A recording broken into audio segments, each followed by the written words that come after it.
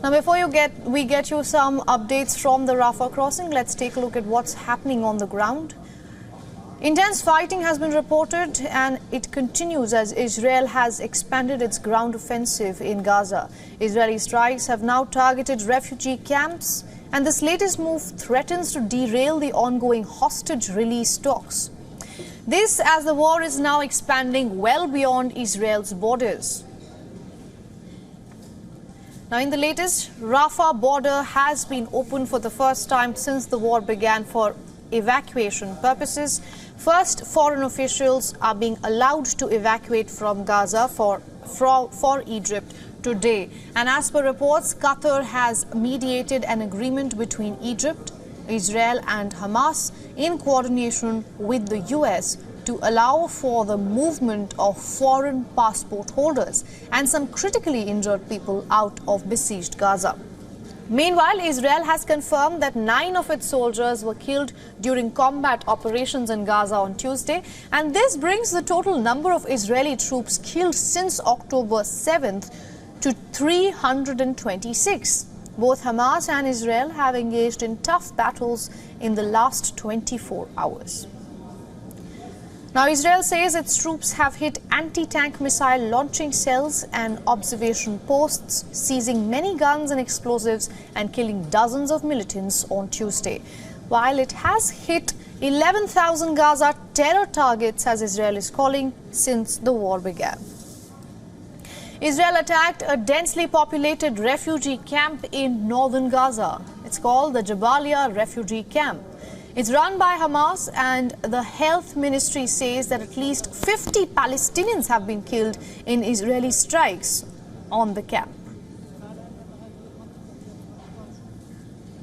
Israel Army says it secured a central Hamas stronghold in the refugee camp airstrike. IDF has announced that its fighter jets eliminated commander of Hamas's central Jabalia battalion, who they say was one of the leaders responsible for the deadly terror attack on October 7th. Moving on to the hostage situation now, the military wing of Hamas says that the group plans to release some non-Israeli hostages they have been holding in the coming days. In a video statement, the group announced that the release had been arranged through mediation by some nations, though these nations were not named. Hamas also did not reveal how many hostages would be freed, but said that the group no longer had the quote-unquote desire or the need to keep them. Meanwhile, Qatari Prime Minister has told visiting Thailand Foreign Minister that efforts are on to secure the release of hostages. However, after the Israeli strike on Gaza's refugee camp, Qatar has warned that Israeli aggression can undermine the talks on hostages.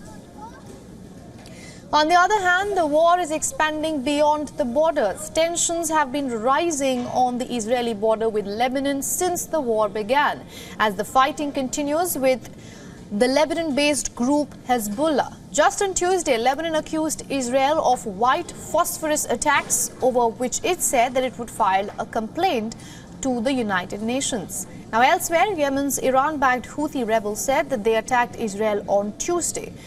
They quote-unquote launched a large batch of ballistic missiles, and a large number of armed aircraft were launched at Israel. The Houthi rebels pledged more attacks against Israel if its war against Gaza continues. Now to the aid situation in the Gaza Strip. The White House has said that 66 trucks of humanitarian assistance entered Gaza in the last 24 hours, and that dozens more are expected to be cleared for deliveries. US acknowledges that level of truck aid deliveries so far is just a fraction of how much is actually needed on the ground in Gaza. US officials say that they would like to reach up to 100 trucks a day. Meanwhile, US President Joe Biden spoke with Jordan's King Abdullah, and both nations agreed that it is critical to ensure that Palestinians are not forcibly displaced outside of Gaza. US Secretary of State Antony Blinken also spoke with the Israeli president via phone call and reiterated US's support to Israel's right to defend itself. Blinken will begin a new tour to West Asia amid the war on Friday. He will visit Israel and make other stops in the region as well. Now, in other updates, Israel has slammed Bolivia's decision to cut ties over its war in the Gaza Strip. Israel has called Bolivia's decision a surrender to terrorism and to the Ayatollah Khamenei's regime in Iran. Israel says by taking this step, the Bolivian government is aligning itself with the Hamas group. Bolivia announced that it is cutting diplomatic ties with Israel while accusing Israel of committing crimes against humanity.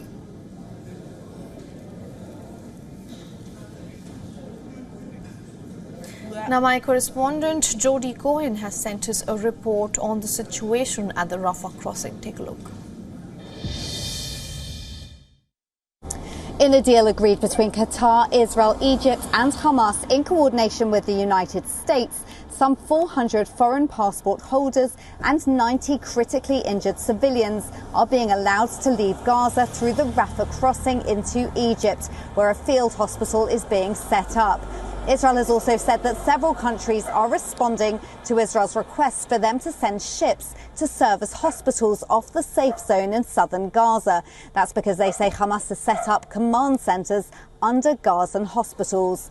Now, this deal is not connected to the hostages. Remember, Hamas is still holding 240 people in Gaza, including 30 children and babies.